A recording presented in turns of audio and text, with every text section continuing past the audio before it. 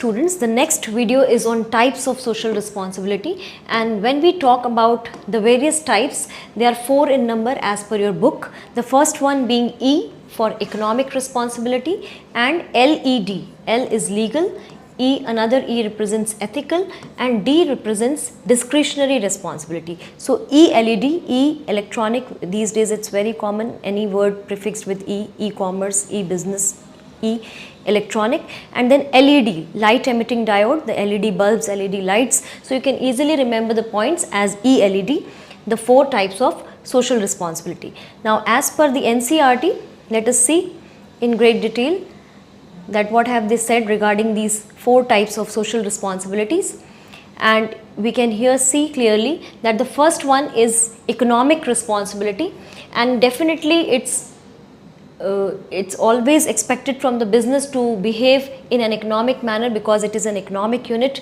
with the primary objective of profit earning, to produce goods and services that society wants and to sell them at a profit. So this is the very basic theme that runs in any kind of business, that is economic responsibility. Then L represents the legal responsibility which comes to the business with respect to the laws governing the land, and these laws are definitely good for the society and hence are to be followed by the enterprises if they have to thrive in a particular business environment.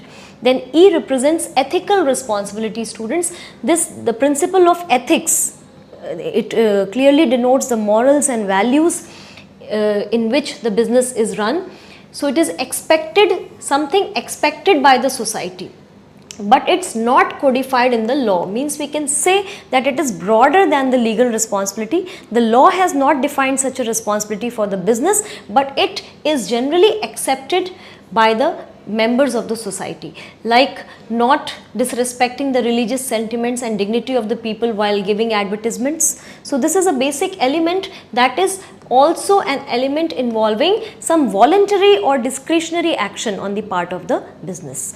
The second responsibility, the last one, is discretionary responsibility, which is purely voluntary in nature, and this is governed by the expectations of the society, the ethical responsibility, but discretionary responsibility is not governed by the expectations of the society, neither it is governed by the law. It is purely voluntary in nature, means purely coming from your own will, and like making some charitable contributions or opening some educational institutes for helping the people, the poor people particular. Then also helping out the people who are struck by the natural calamities, or we can say in the times of COVID we have seen many enterprises coming and contributing to the business units, to the different segments of the society in the form of masks, PP kits, and some also donated the vaccinations, some also came up with hospital bed facilities. So all this is purely voluntary, nobody asked the business to do so, but once they assume these discretionary responsibilities, definitely they ensure their survival for the long run, as it helps in building a good rapport and relationship with the different masses in the public, in the society in general. So these are the different kinds of responsibilities as given in the book. Now the next topic is social responsibility towards different groups. Now in this we have again 4 types of segments in the society. Go CW, G represents the government, and O represents the owners or shareholders, then C represents consumers, and W represents the workers. So these are the 4 groups that have been talked about when we talk about society. Definitely there are many more, like we can have the potential investors, we can have the banks, we can have the community at large, but broadly NCERT has covered them in these 4 points. You can remember as Go CW, jao class work karo, Go CW. So if we see in detail, students, in the next segment we have this Go CW. So here G represents none other than the government towards the government, the social responsibility of the business towards the government. This is the 4th point given in the book. So with government we mean that following all the regulations as been passed by them from time to time. It also represents to avoid any bad things, like anything that is not good for keeping up the image of the business in the society, and it continuously it also involves the following of all the laws, respecting the laws of the country and paying taxes regularly and honestly. Like a good citizen in the society, they must accept all the norms as and when they are put up by the government and in the form of laws. When they come, they must abide by all the legal provisions as well. Then O represents the responsibility of the business towards its owners. Owners, with owners we mean that owners are the stakeholders. Basically they are the ones who are investing, who are giving their financial resources to the business. So therefore the business has responsibility to give them back a fair return. So, and they must keep everything very transparent, and they must ensure the safety of their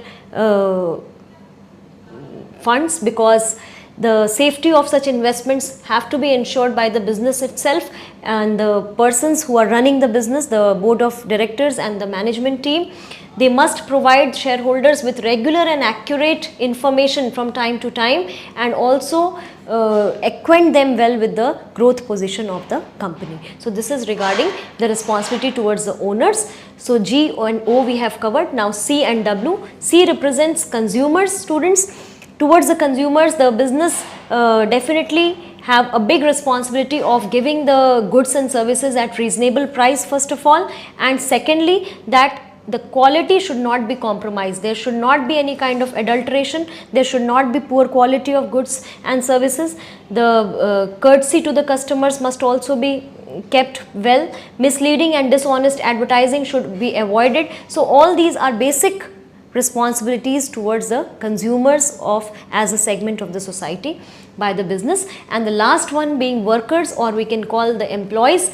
The employees must also be given equal opportunities. They must be given right kind of working conditions, and there must be a win-win situation on both the side. They must work in cooperation and full coordination. We have also seen in chapter 2 regarding the concept of mental revolution and paternalistic style of management. So here the enterprise must also keep and respect the democratic rights of the workers. They must be paid fair wages. They must be given fair dealings by the management, and in order to get the most out of them. So this is all regarding the social responsibilities towards different groups. Just remember as GOCW, GOCW. Now coming to the very end of this chapter, student, with the concept of business ethics. And whenever we talk about ethics, it's a Greek word that represents the moral character, the ideals, morals, and that prevails in a particular society and the group of people in that. It also tells that what is right and what is wrong. The human behavior, it's always judged by the different standards of the society. So the principle of ethics is also viewed in this manner as the body of moral values that society attaches to the action of the human beings, and here we can say to the action of the business units, to the business enterprises. So when we talk about business ethics, students, it is definitely a relationship between business objectives and practices with that of the society, the good of the society. The business always have to take care of the good of the society.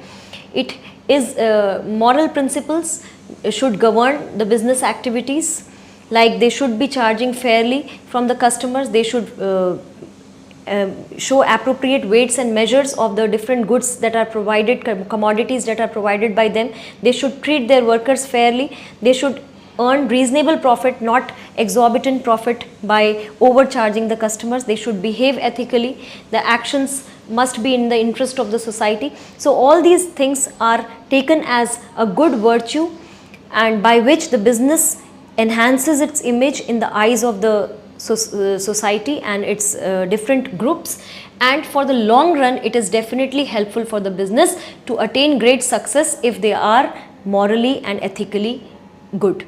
Ethics and profits, they go together in the long run. It is clearly said that ethics and profits, they are directly proportional, they go hand in hand.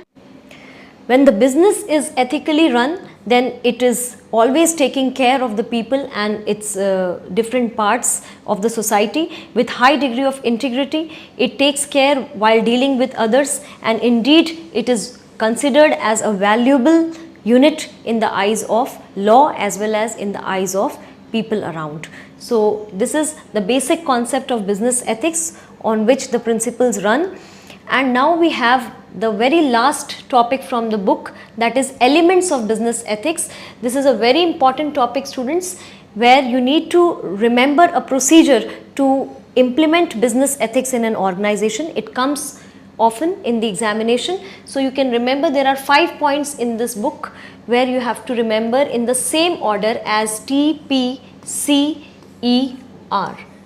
Here T represents the top management commitment, P is publication of a code, C represents compliance mechanism, E is involving employees at all levels, and R represents measurement of results. These acronyms have been formed using the keywords from the point, students, so as if you don't remember the other things, at least you get to know the keyword, the main word of the point. Like T represents top management, P is publication. Publication, if you remember this, you can always write that publication of rules or maybe the code or maybe the code of conduct, whatever comes to mind at that point of time.